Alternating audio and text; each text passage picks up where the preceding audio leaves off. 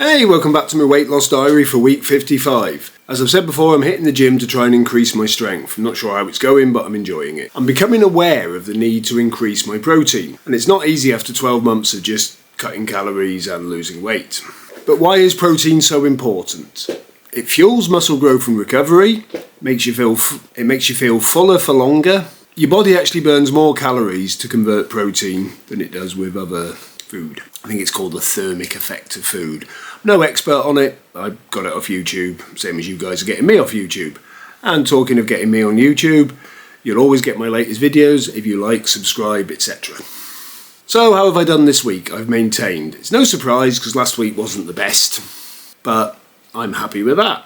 So let's talk about how to increase protein, and later on in the video I'm going to run through a fairly typical day that I went through. I'm not a big believer in protein this and protein that, but I do have a couple of little tweaks which you'll find out about later. As I've always tried to maintain, I do this around having a normal life, and you've got the challenges of going to work and now the gym and now recording YouTube and having a home life. So I'm not about to go into major prep, but I have managed to increase my protein. I use MyFitnessPal. It recommends I should be aiming for about 1800 a day, and I'm tipping in slightly below that on the calorie count.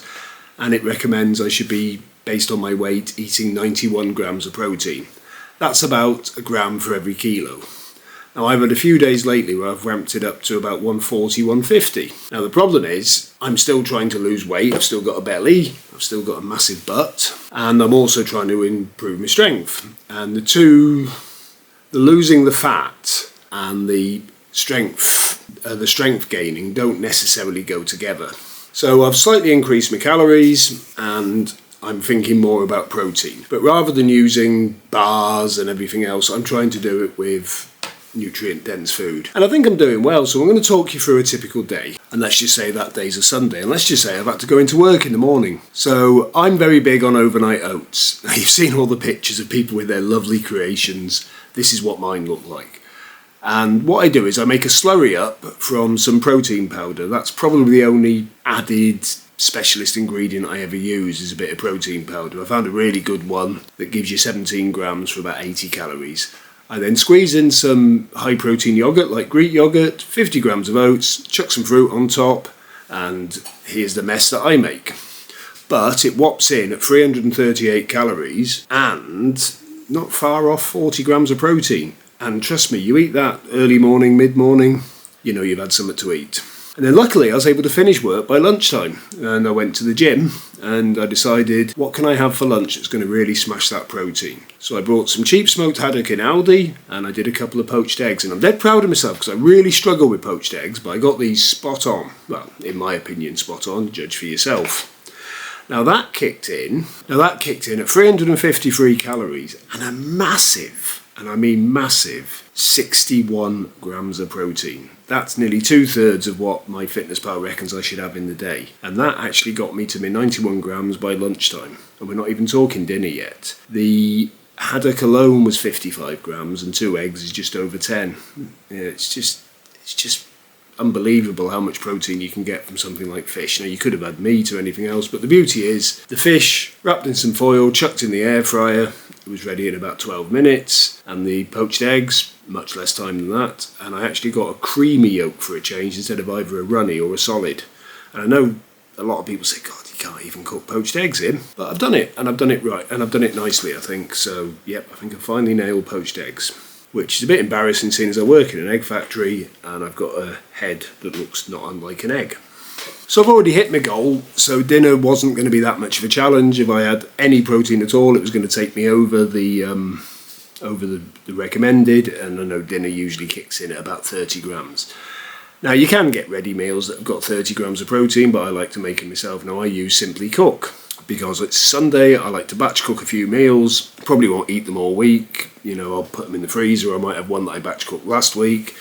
And it's a simple way of cooking, but I particularly picked this one because I knew I was going to be talking about it, and it's their biryani. Yeah, I like making it because it's got 3 pots that have got all the ingredients, but if you follow the method, you can do it with curry powder and whatever favourite spices you have. Now this kit is aimed at 4, and according to Simply Cook, it should kick in at about 7:30. So me being me, I made some tweaks.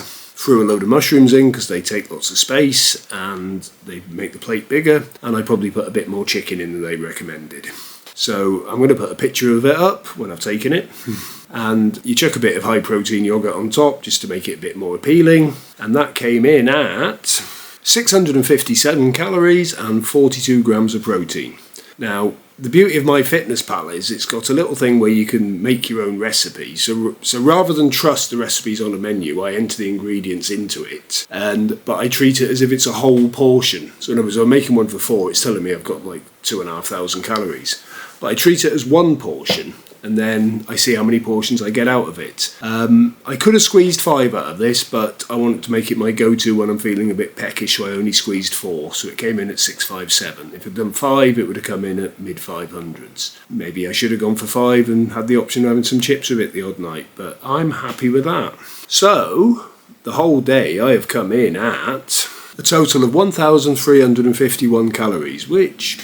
yeah, I'm really happy with that. But there's scope to have a snack later if I want it. I don't think I'm going to need it though, because that protein's still busting my belly. And the protein count for the day was a massive 141 grams. Now that is certainly more than 1.5 grams per kilo of body weight, so I'm well on track to get a good protein hit out of that. And as you can see from what I've eaten, I wasn't, there was nothing there that was unhealthy. There wasn't much unnatural stuff in, except maybe the protein powder in the porridge, in the overnight oats in the morning. But it's a vegan, balanced one. I quite like it. It's got a nice flavour. It's vanilla, but you add that to the fruit in the oats, and it's all right. You probably have that as a pudding. So what I'm saying is, don't stress about how you get your protein, but just make the choices. And this is the beauty of MyFitnessPal. It tells you everything. So it's there for you. So let's talk about the numbers this week. They're not so good. My deficit was only 1,531 because I've had a few days out, I've done a bit of snacking. This particular week I've not really been slamming the protein, and I think once you've got used to a high protein diet, which I've got into over the last couple of weeks, when you take it out, you do find yourself hungry. If every day was like today, my calorie count would be low and I'd be fully satisfied, so there's a lesson to me. So my average daily was 1931, which wasn't too bad when you think about it. It's not, it's not great, but I'm doing a lot more activity, so maybe I should be upping my target calories. So all in all, I'm not expecting anything great next week, but as we've said before, I'm fairly close to the lowest I've ever been. I'm within £4 of the lowest I've been in this year of weight loss. So maybe this is where I'm going to level out, I don't know.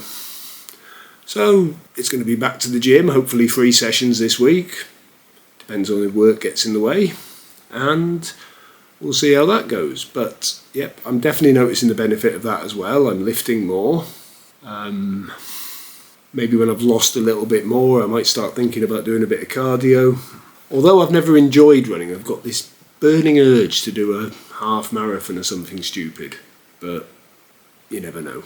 That might happen, it might not. I think not. I still think I'm a bit heavy for running. I've got to take into account I'm no spring chicken anymore, and runners do get injuries. But I'm definitely finding it easier to get around. I'm noticing when I'm lifting things at work, they're a little bit easier, so strength training definitely pays off. So what do you find good ways of getting protein? Everyone's got their own protein bomb. For me, not being a vegetarian or a vegan, it's really easy because I can just get it from meat. Meat always gives it to you. Lean meats are obviously better.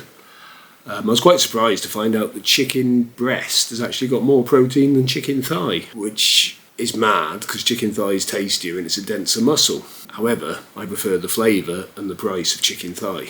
But I'm just not mad on chicken breast. It's a bit boring, it's a bit bland. And before you know it, you'll be sticking a bit of broccoli with it, and that's all you'll be eating. Ostrich steak is very high in protein, very high in price as well, but it's nice. Fillet steak's good. Tend to stay away from the fattier cuts, but a bit of fat's no harm either. Eggs, great source of protein. And some of the vegan alternatives, tofu's not bad. Nuts are pretty good, but I don't think they're a great trade-off with calories. But what I do find is when you look at a vegan ready meal that claims to be high protein, you've got to work out where they're getting it from. and you're getting into the realms of additives. Says me, who puts a scoop of protein powder in my overnight oats. But that's the only place I use the protein powder, and I like to keep it around because if I'm on the road and I've got a pack of that, I can mix some water with it and I can give myself the almost equivalent of a nutritious lunch. I'm still using 𝐓𝐿 during the day at work just because it's easy, doesn't matter what site I'm at, I've got it with me.